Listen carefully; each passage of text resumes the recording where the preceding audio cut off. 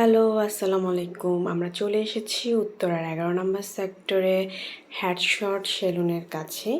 আমরা হেডশট সেলুনে যাচ্ছি আসলে আসওয়াদের চুল কাটাতে, কিন্তু এখানে খুব রাশ ছিল। ওরা আমাকে কাল সকালের অ্যাপয়েন্টমেন্ট নিতে বলে। তো আমি বললাম আচ্ছা ঠিক আছে দেখি, কিন্তু আমার তো কাল সকালে আবার আসা সম্ভব না। এখন আমি কি করি, পরে আমি নেমে আবার অপোজিটেই ছিল লুক চেঞ্জে চলে আসলাম। আর লুক চেঞ্জের রাশ মোটামুটি কম ছিল। আর লুক চেঞ্জে আসওয়াদের স্লিপটা করে আসওয়াদকে বসিয়ে দিলাম। আসওয়াদ কিন্তু খুব দুষ্টুমি করছিল, একবার বসছে একবার উঠছে। সে চুল কাটবে না, সে কোনো অ্যাপ্রন পরবে না, সে গলার মধ্যে টিস্যু লাগাবে না। তারপরও আমি বললাম থাক, ও যেভাবে আছে ওভাবেই চেষ্টা করেন ওকে কাটানোর। তো ওরা বেশ যত্ন নিয়ে ওকে কাটানোর চেষ্টা করেছে। আর মাঝখানে একটু ওকে কার্টুন দেখালাম, এটা ওটা বলে কোনো রকম করে ফাইনালি আসওয়াদের আমরা চুলটা কেটেছি। আর আসওয়াদ যত বড় হচ্ছে তত মানে এদিক সেদিক তাকাতে চায়, মানে সে চুল কাটতে বসতে চায় না।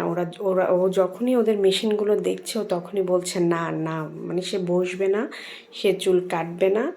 তারপর তারা বলল যে কান্না না করলেই হয়, বাচ্চারা যখন কান্না করে তখন চুলটা আমরা আমাদের মতো সুন্দর করে কাটতে পারি না। তো যাই হোক, আসওয়াদকে এটা সেটা দিয়ে ওরা ওদের ক্লিপ দিল, চিরুনি দিল, দিয়ে ওকে কোনো রকমে চুলটা কাটলো। তো আপনাদেরকে আমি দেখিয়ে দিব আসওয়াদের চুলের ফাইনাল লুকটা কেমন হয়েছিল।